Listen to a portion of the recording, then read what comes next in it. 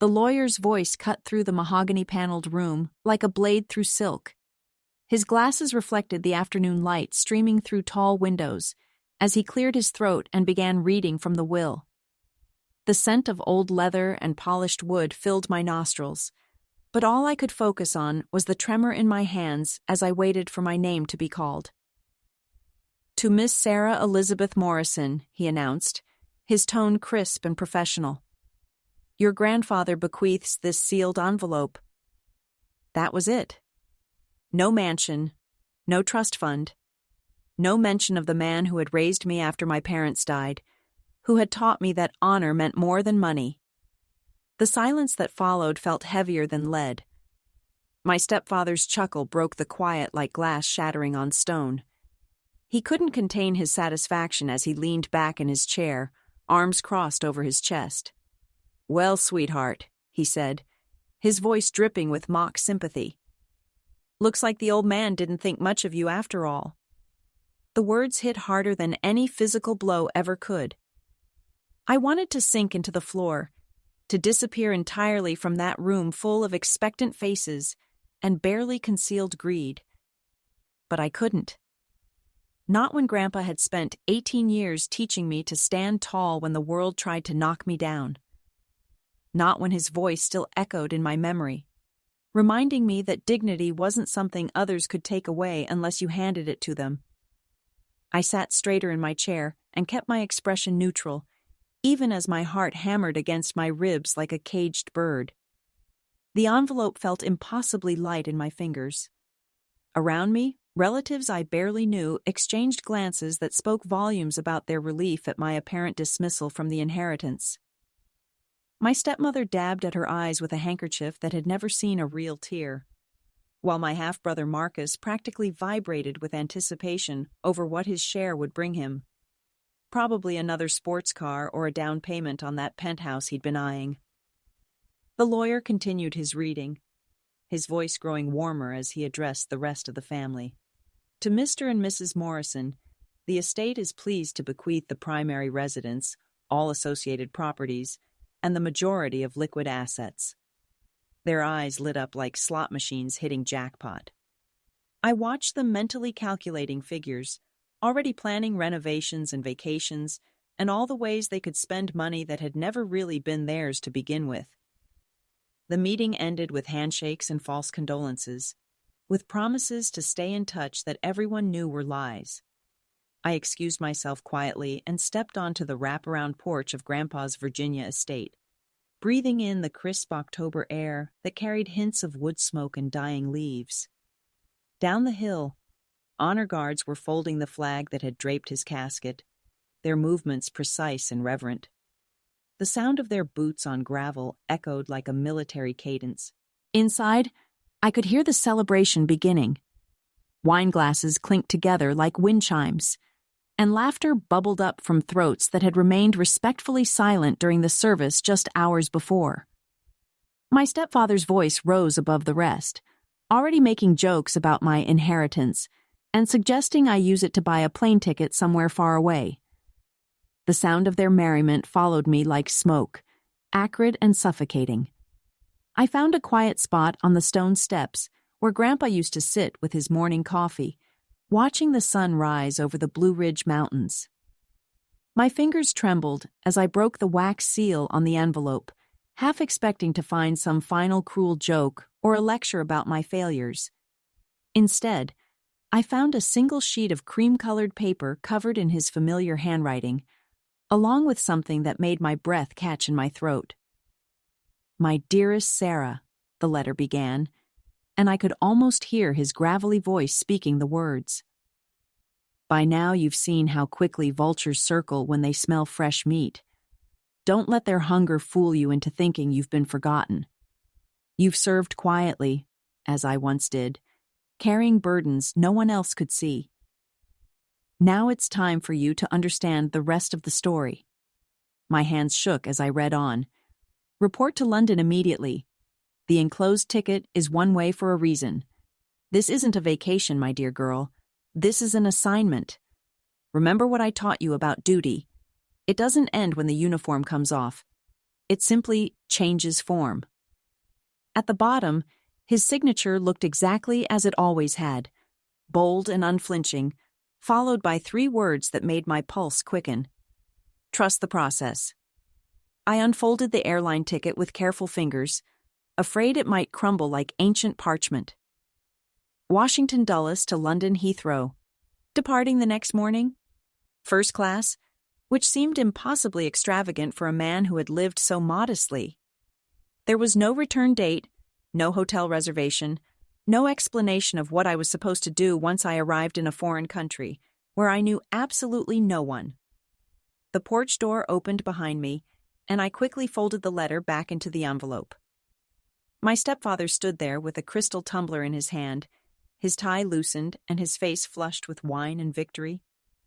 "Still out here feeling sorry for yourself?" he asked, not bothering to hide his amusement. "You know, Sarah, this might be the best thing that ever happened to you. Forces you to finally grow up and make your own way in the world." I stood slowly, brushing imaginary dust from my black dress. "You're absolutely right," I said, my voice steadier than I felt. "It's time I stopped depending on other people's definitions of my worth." Something in my tone must have caught his attention because his smirk faltered slightly, replaced by a flicker of uncertainty. "Well," he said, taking a sip of his drink. "Good. Maybe you'll finally amount to something without the old man's coddling." He turned to go back inside, then paused. "Oh, and Sarah? Don't bother calling when whatever fantasy you're chasing falls apart. We've got our own lives to live now." The door closed behind him with a soft click that sounded like a vault sealing shut. That night, I packed everything that mattered into a single suitcase. My navy dress uniform, carefully pressed and wrapped in tissue paper. The few photographs I had of Grandpa in his younger days, when his hair was dark and his shoulders unbowed by decades of carrying other people's secrets. The folded flag from my own service, earned through years of proving myself in rooms where I was the only woman and often the youngest person present. As I zipped the suitcase closed, I caught sight of myself in the bedroom mirror. The woman looking back at me had tired eyes and hollow cheeks, but her spine was straight and her jaw was set with determination. I had spent months watching Grandpa fade away in hospital beds and care facilities, listening to him mutter about unfinished business and promises he still needed to keep. I had assumed it was the medication talking, the confused ramblings of a mind slowly letting go of reality. Now I wondered if he had been more lucid than any of us realized. If every seemingly random comment about London and old friends and debts of honor had been pieces of a puzzle, I was only beginning to understand. The grandfather I thought I knew had been a retired colonel who spent his days reading military history and tending his garden. But the man who had arranged a first-class ticket to London and somehow managed to keep it secret from a family that monitored his every financial transaction was someone else entirely. The taxi arrived at dawn, its headlights cutting through the morning mist that clung to the estate like cigarette smoke. I took one last look at the house that had been my home for most of my life, at the windows glowing warm and yellow in the early light. Soon enough, those windows would frame different faces, and the rooms would echo with voices that had never known the weight of real sacrifice or the quiet dignity of service without recognition. The driver loaded my suitcase without comment, his movements efficient and professional. As we pulled away from the circular drive, I turned to watch the house disappear behind a screen of ancient oaks. I felt no sadness, only a strange sense of completion, as if I were finally answering a call I hadn't realized I'd been waiting for my entire life. At the airport, the ticket agent scanned my boarding pass and looked up with surprise. "Ms. Morrison, you've been upgraded to first class, courtesy of the British Embassy." Her fingers flew across her keyboard, checking and double-checking information I couldn't see. "There's also a note here that someone will be meeting you upon arrival at Heathrow." My stomach lurched with a mixture of excitement and terror. This wasn't just an impulsive trip funded by a sentimental old man's final gesture. This was something planned and coordinated, involving people and organizations I couldn't begin to imagine. As I settled into my seat and watched the Virginia countryside shrink beneath the aircraft's wings, I realized I was no longer Sarah Morrison, the disappointing granddaughter who had received nothing but an envelope. I was someone else entirely, someone whose story was just beginning to unfold. The flight across the Atlantic stretched like a bridge between two different versions of myself. I stared out the window at clouds that looked like cotton batting, trying to piece together fragments of conversations I'd overheard throughout my childhood. Grandpa's phone calls that ended abruptly when I entered the room. The way certain visitors would lower their voices when discussing his war years. The locked filing cabinet in his study that I'd never seen opened, not even when he was sorting through papers for his will. Sleep eluded me despite the comfortable seat and the gentle hum of the engines. Instead, I found myself replaying every interaction I'd had with my grandfather in the months before his death. The way he'd grip my hand with surprising strength and tell me that some stories could only be told when the time was right. The afternoon he'd asked me about my security clearance from my Navy days, nodding thoughtfully when I mentioned the level of classified material I'd been authorized to handle. I'd assumed it was an old soldier's curiosity about modern military protocols. Now I wondered if he'd been conducting some kind of assessment, determining whether I could be trusted with whatever secrets he'd been carrying all these years. The thought sent a chill down my spine that had nothing to do with the airplane's air conditioning. The flight attendant offered me champagne, which I accepted more for the ritual than the alcohol. The bubbles tickled my nose as I sipped, and I thought about my stepfather's smug expression when the lawyer had finished reading the will. He'd probably already started measuring the master bedroom for new furniture, already planned which of Grandpa's military memorabilia would end up in storage, or more likely, the trash. They had no idea that the man they'd dismissed as a sentimental old fool had been playing chess while they were still learning checkers. Every slight, every dismissive comment, every assumption about my worthlessness had been noted and filed away. Grandpa had watched them reveal their true natures, and he'd planned accordingly. The captain's voice crackled over the intercom, announcing our descent into London. Through the window, the English countryside spread out below like a patchwork quilt, green fields divided by stone walls that had stood for centuries. The Thames snaked through the landscape like a silver ribbon, and in the distance, I could make out the sprawling metropolis that had been the heart of an empire. Heathrow Airport buzzed with controlled chaos. Passengers hurried past in every direction, speaking languages I couldn't identify, carrying the energy of a dozen different time zones.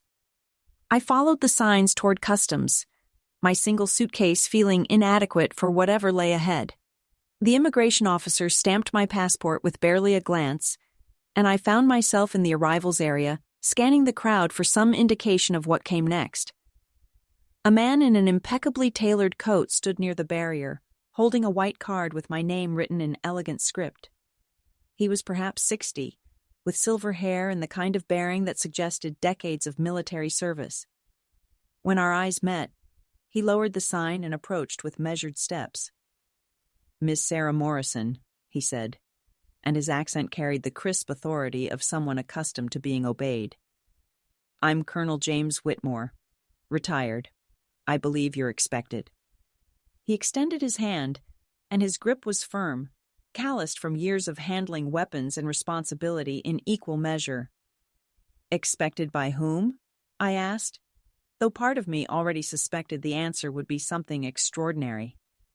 His smile was slight but genuine. "Her Majesty, of course. She's been most eager to meet Henry's granddaughter."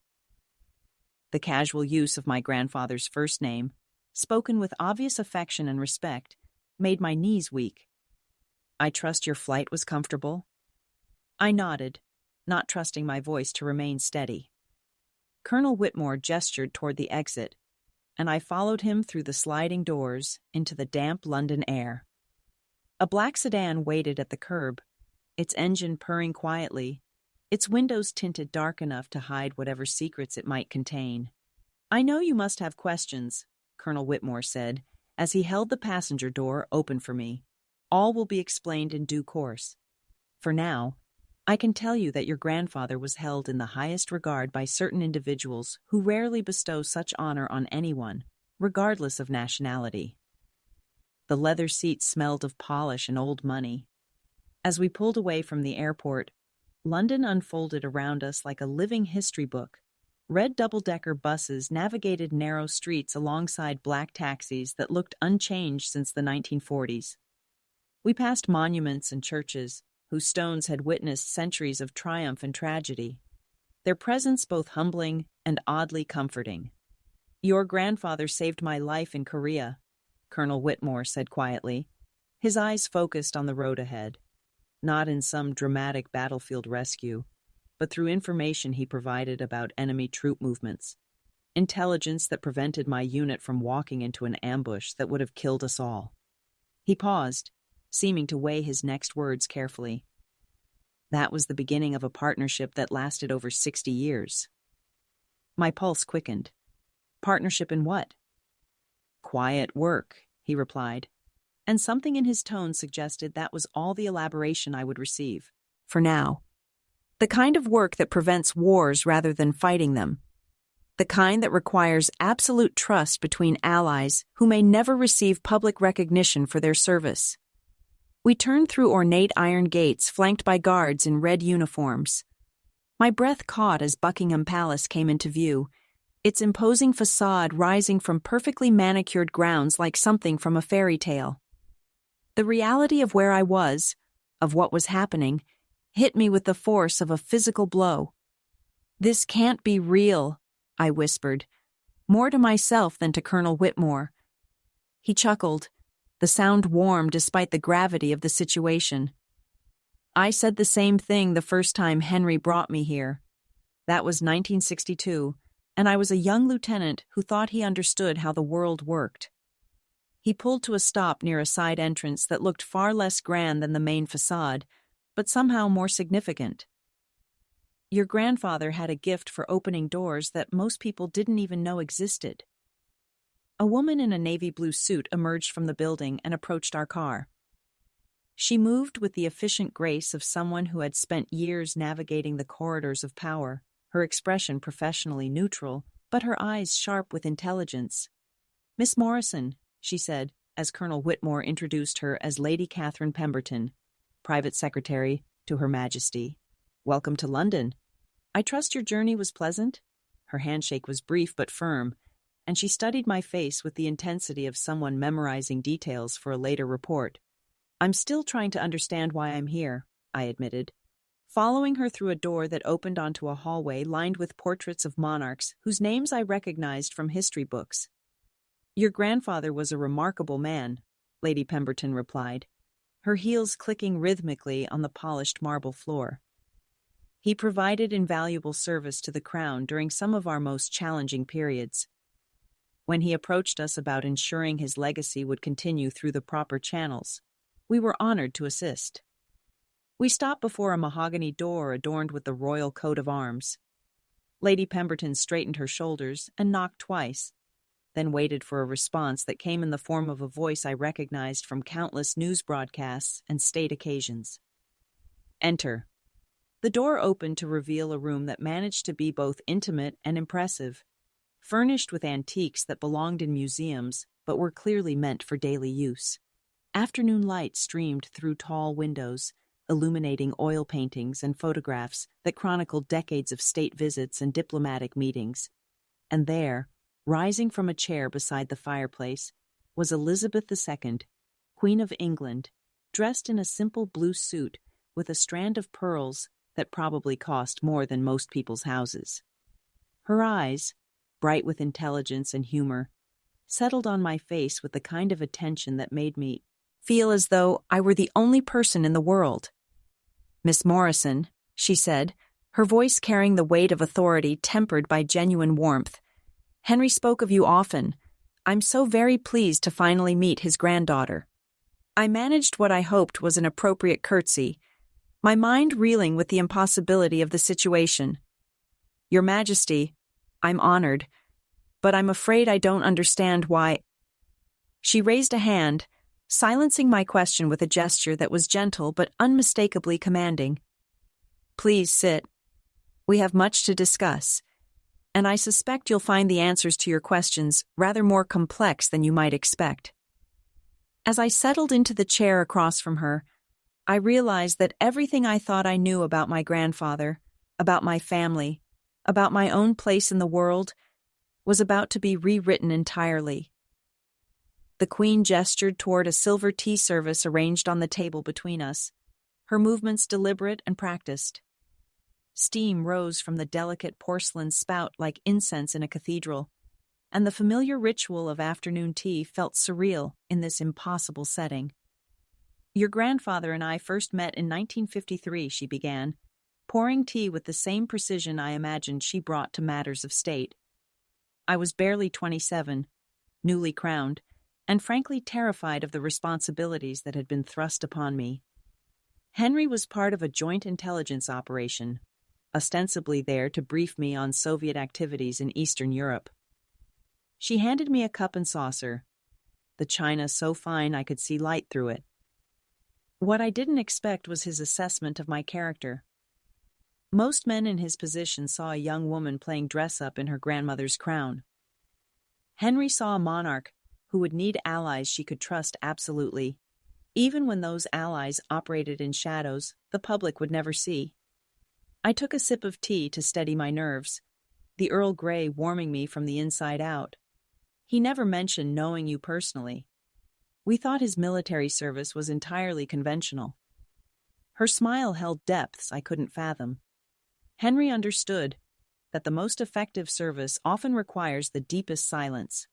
For 68 years, he helped coordinate intelligence sharing between our nations, prevented 3 potential international incidents that could have escalated into armed conflict, and personally vouched for the character of 17 individuals who went on to hold positions of extraordinary trust. Lady Pemberton moved to a wall safe I hadn't noticed before, her fingers dancing across a digital keypad with practiced ease. She withdrew a leather portfolio, bound with ribbons that looked older than I was, setting it carefully on the table between the Queen and me. This contains documentation of your grandfather's service record, the Queen continued, her fingers resting on the portfolio's worn cover. Not the version filed with your Pentagon, but the complete record of his work on behalf of both our governments. When he contacted us 6 months ago, he was quite specific about his concerns regarding his family's priorities. The word hung in the air like smoke from a funeral pyre.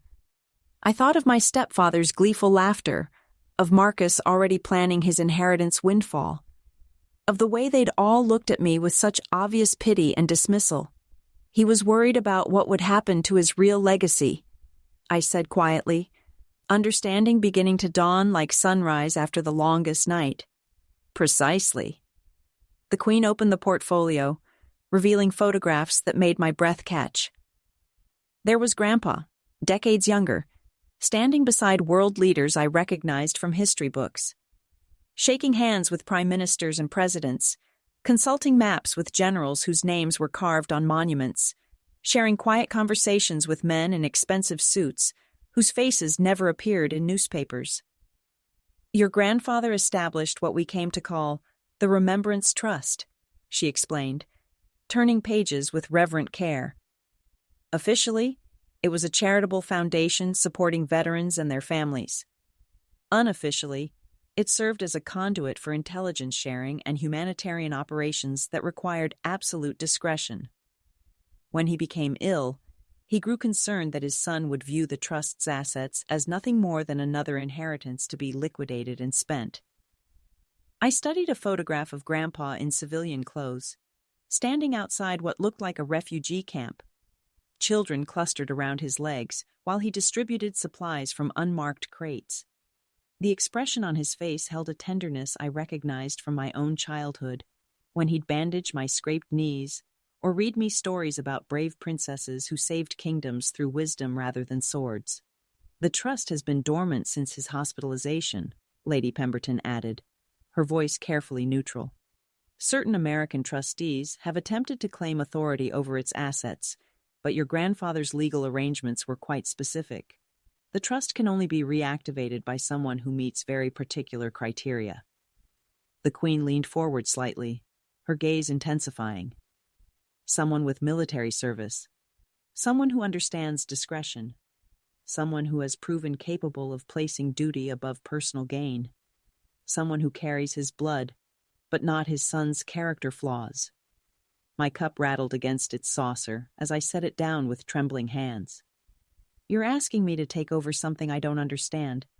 Something that could be incredibly dangerous. I'm offering you the opportunity to complete your grandfather's most important mission, she corrected gently. The trust currently holds assets worth approximately £12 million, along with properties in 7 countries and relationships with intelligence services across 3 continents. It also holds the means to help thousands of veterans and their families who have nowhere else to turn. She reached for another folder, this one bearing official seals from both British and American governments. Your grandfather drafted these documents himself, with assistance from some of the finest legal minds in both our countries.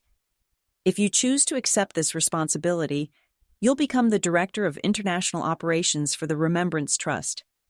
The position comes with diplomatic immunity, access to resources most people can't imagine, and the weight of secrets that could reshape how the world views the last 70 years of history.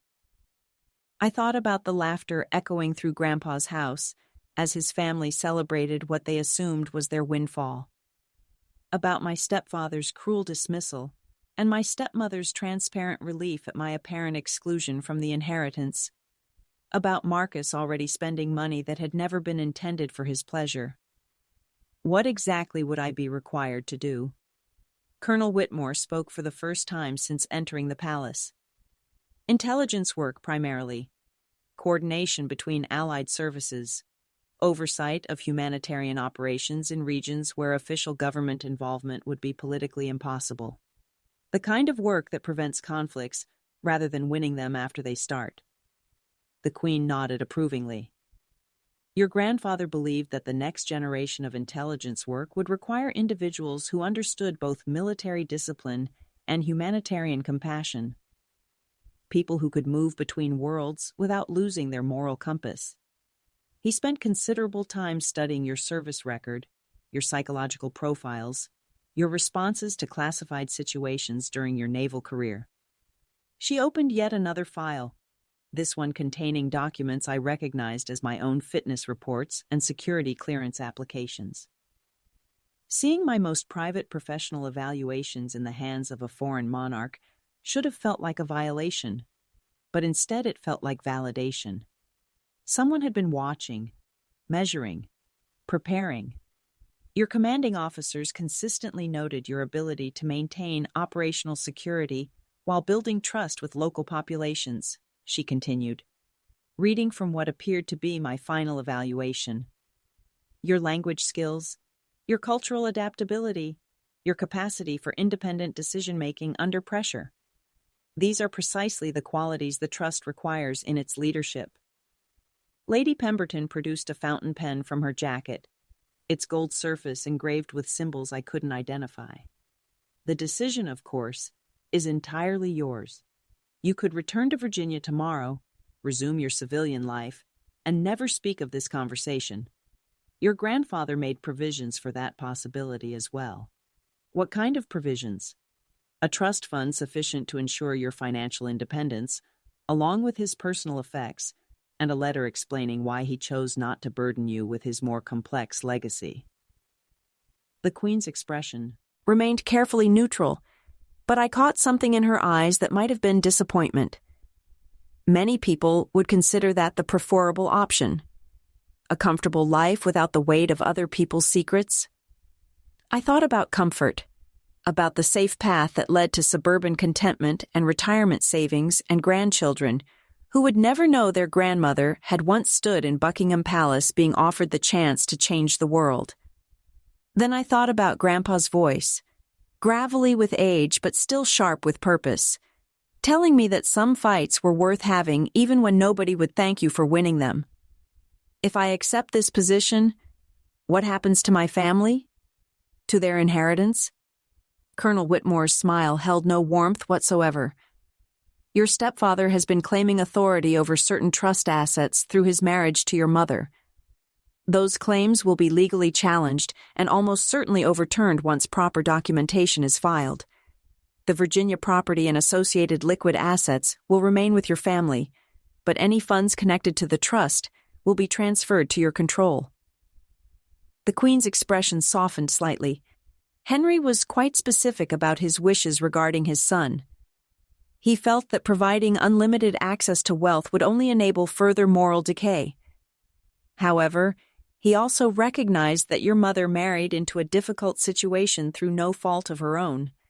She'll be comfortable, though perhaps not as wealthy as she currently expects.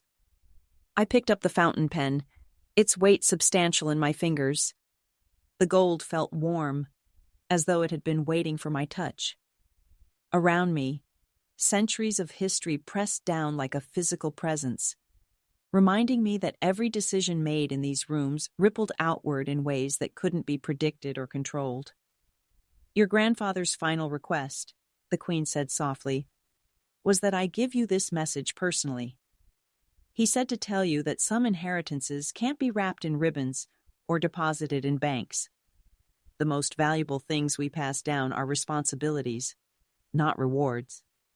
I thought about the envelope that had seemed so meager compared to deeds and stock certificates, about the way my family had laughed at what they assumed was my grandfather's final insult, about the man who had raised me to believe that service was its own reward, even when that service went unrecognized and unappreciated. The pen moved across the paper with surprising smoothness, my signature flowing in dark blue ink across documents that would reshape not just my life, but potentially the lives of thousands of people I would never meet. When I set the pen down, the Queen smiled with genuine warmth for the first time since I'd entered the room. "Welcome to the family business, Director Morrison," she said, extending her hand. "Your grandfather would be extraordinarily proud." As I shook hands with the Queen of England, I realized that the woman who had boarded a plane in Virginia that morning no longer existed. In her place stood someone with access to secrets that could topple governments, resources that could fund small wars, and the responsibility to use both wisely in service of something larger than personal ambition. The inheritance my family had mocked was worth more than they could possibly imagine. The only question now was whether I was worthy of carrying it forward, or whether the weight of my grandfather's legacy would crush me before I learned to bear it with the same quiet dignity he'd shown throughout his remarkable hidden life. Outside the palace windows, London stretched toward the horizon like a promise waiting to be kept. Palace windows. London stretched toward waiting the horizon like a promise to be kept. The weight of the signed documents felt heavier than any weapon I'd ever carried during my naval service. Lady Pemberton gathered the papers with practiced efficiency, her movements precise as a surgeon's, as she arranged them in order of importance. The Queen remained seated, her gaze fixed on my face with an intensity that made me wonder what she was looking for in my expression. "The transition won't be immediate," Colonel Whitmore explained, settling back into his chair. "Your grandfather established protocols that require a 6-month probationary period. Time for you to acclimate to the scope of the operation while we assess your readiness for full authority." His tone carried the weight of someone who had seen promising candidates crumble under pressure they hadn't anticipated. "What exactly am I walking into?" I asked, surprised by how steady my voice sounded despite the tremor in my hands. "How many people are we talking about? How many operations?" Lady Pemberton consulted a leather-bound ledger that appeared from nowhere, her finger tracing columns of figures that meant nothing to me. The Trust currently maintains operational relationships with intelligence services in 23 countries. We oversee humanitarian missions in 12 active conflict zones, provide support for approximately 4,000 veterans and their families, and maintain safe houses in 37 cities worldwide. The numbers hit me like physical blows. This wasn't some quaint charitable foundation that sent Christmas cards to retired soldiers. This was an international operation with tentacles reaching into corners of the world, I'd only read about in classified briefings during my military service. The scope of it made my chest tight with something that might have been panic or might have been excitement. "Your first assignment will be relatively straightforward," the Queen said, her voice carrying the kind of calm that suggested nothing about this situation was actually straightforward. "There's a situation developing in Eastern Europe that requires someone with your particular combination of skills and clearances. Nothing dramatic, simply the kind of quiet diplomacy that prevents small problems from becoming international incidents." She reached for another folder, this one marked with red tape and warning labels in 3 languages. Inside were satellite photographs of a region I recognized from intelligence briefings, along with personnel files for individuals whose faces looked familiar in the way that suggested I'd seen their names on classified watch lists. A group of former Soviet operatives has been attempting to destabilize refugee settlements along the Polish border, Colonel Whitmore continued, his voice dropping to the kind of whisper that suggested walls might have ears. "Their methods are subtle enough to avoid official notice, but effective enough to create genuine humanitarian crises. Local authorities are overwhelmed, and official diplomatic channels are proving inadequate to address the scope of the problem." I studied the photographs, noting details that my training had taught me to recognize. Supply routes that didn't quite make sense. Facility locations that seemed chosen for concealment rather than efficiency. Personnel movements that followed patterns designed to avoid surveillance. The kind of intelligence puzzle that had once been my specialty, back when I wore a uniform and answered to commanding officers who measured success in mission completions rather than lives saved. What kind of resources would I have access to? The question came out more clinical than I'd intended, but Lady Pemberton nodded approvingly, as though my pragmatism was exactly what she'd hoped to hear. "Financial resources are essentially unlimited within reason," she replied, consulting another section of her ledger. "The Trust maintains accounts in 17 currencies, with emergency funds accessible within hours rather than days. Personnel resources include former intelligence officers from 6 different services, humanitarian specialists with decades of field experience, and logistics coordinators who can move supplies across international borders without attracting unwanted attention." The Queen leaned forward slightly, her expression growing more serious. "What you must understand, Director Morrison, is that this work exists in the spaces between official policies. We operate with the knowledge and tacit approval of various governments, but never with their official sanction. Success is measured not in medals or commendations, but in crises that never make headlines because they never develop beyond manageable problems." I thought about the kind of work that left no paper trail, no public recognition, no way to explain to family members why you disappeared for weeks at a time only to return with stories you couldn't tell. It was exactly the kind of assignment that had drawn me to intelligence work during my naval career, the satisfaction of solving puzzles that mattered while remaining invisible to everyone who benefited from the solution. The Eastern European assignment would serve as your practical examination, Colonel Whitmore explained, opening a map that showed refugee camp locations marked with different colored pins. Success would demonstrate your readiness for full operational authority. Failure would suggest that perhaps your grandfather's confidence in your abilities was overly optimistic. The challenge in his voice was unmistakable, and I recognized the testing methodology from my military days. Push the candidate to see how they respond to pressure, to doubt, to the suggestion that they might not be adequate for the responsibility they're seeking. My spine straightened automatically, muscle memory from years of proving myself in rooms where I was the youngest, the least experienced, the most likely to fail. "When would I need to leave?" I asked, already knowing that the answer would be sooner than I was prepared for. "Tomorrow morning," Lady Pemberton replied without consulting any calendar. "Your cover identity is already established, your documentation prepared, your initial contacts briefed on your arrival. The operation has a narrow window of opportunity that won't remain open indefinitely." The Queen stood, and we all followed suit automatically. Her movement toward a different wall safe was accompanied by the soft whisper of silk against silk, and I found myself cataloging details the way I'd been trained to do in potentially dangerous situations.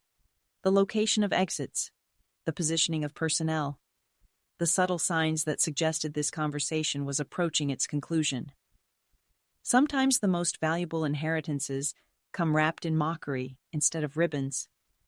That envelope my family laughed at contained something worth more than mansions or trust funds. It contained purpose, responsibility, and the chance to honor a legacy built on service rather than selfishness. My grandfather knew exactly what he was doing when he sent me to London with nothing but a plane ticket and his faith in who I could become. He understood that real wealth isn't measured in bank accounts, but in the lives you touch and the quiet battles you fight when no one's watching. The greatest inheritance isn't what you receive. It's what you choose to carry forward.